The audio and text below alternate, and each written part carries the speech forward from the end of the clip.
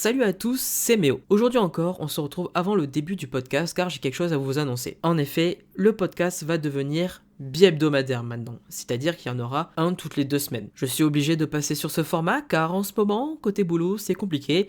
Mais le plus gros problème, c'est que SoundCloud, en gratuit, ne me permet pas de poster beaucoup de contenu. Je suis donc obligé de ralentir au niveau de la publication des podcasts, ça me rend triste moi aussi, mais j'ai pas vraiment le choix si je veux pouvoir profiter sur la longueur du format. Je suis désolé pour cet aparté et pour cette mauvaise nouvelle entre guillemets pour vous et pour moi. J'espère maintenant que cet épisode vous plaira.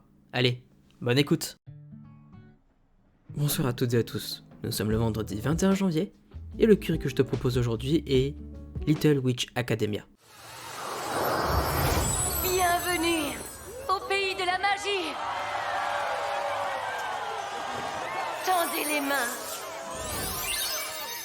Et votre histoire pourra commencer. Avant de commencer, n'oublie pas que tu peux nous suivre sur Twitch, c'est très important pour nous. Mais tu peux aussi nous suivre sur Insta et Twitter.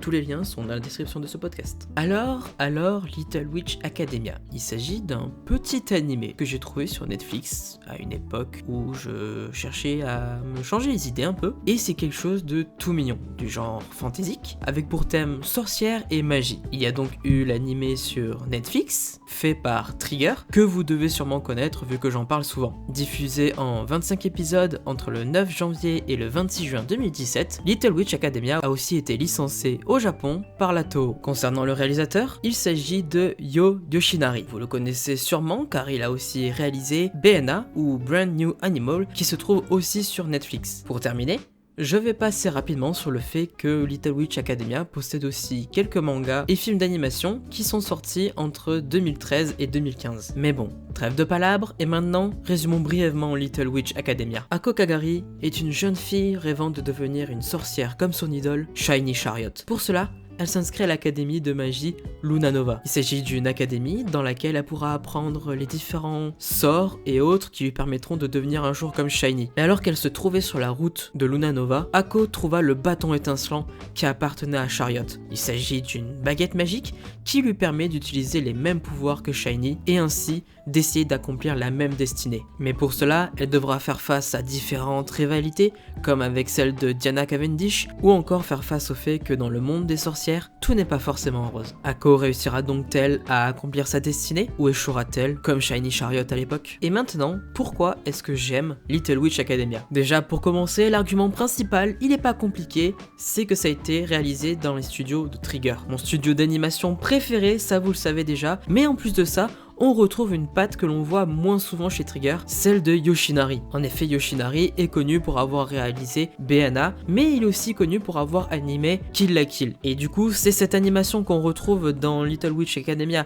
celle qui est si particulière dans Kill la Kill, du moins c'est ce que j'ai trouvé. Ensuite, l'histoire est vraiment toute douce, toute mignonne comme j'ai dit au début. En fait, quand je suis tombé sur cet animé, je m'attendais pas spécialement à voir quelque chose, je m'attendais juste à quelque chose de doux comme un bonbon en fait, parce que j'étais un peu dans une mauvaise période et j'avais besoin de quelque chose qui me ferait sourire. Et c'est clairement ce qu'a réussi à faire Little Witch Academia. En effet, le personnage d'Ako, bien qu'insupportable de temps en temps, est très attachant. C'est aussi le cas pour les autres personnages, surtout grâce à leurs VF qui sont extrêmement kawaii je trouve. Je pense notamment à la VF de Lot, qui a vraiment cette voix de petite fille timide, qui est vraiment amusant à entendre. Enfin, ce que je trouve sympa aussi, c'est le fait qu'il y ait peu d'épisodes. En effet, c'est quelque chose de très récurrent chez Trigger d'avoir peu d'épisodes. Par exemple, Gurren Lagann n'en a que 27 et BNA n'en a que 12. Ça fait qu'en fait, on est dans une série assez courte, durant laquelle on va prendre plaisir à suivre les personnages et qui ne va pas trop s'étendre. Et je trouve ça intéressant comme point de vue, car ça permet de mieux profiter sur un court instant de tous les événements qui vont se passer. Pour retrouver donc Little Witch Academia, il vous suffit d'aller sur Netflix. Il s'agit d'une des séries d'animation produites par Netflix. Et voilà, tu sais maintenant quoi regarder ou re-regarder cette semaine. Et si jamais tu as besoin de plus d'idées,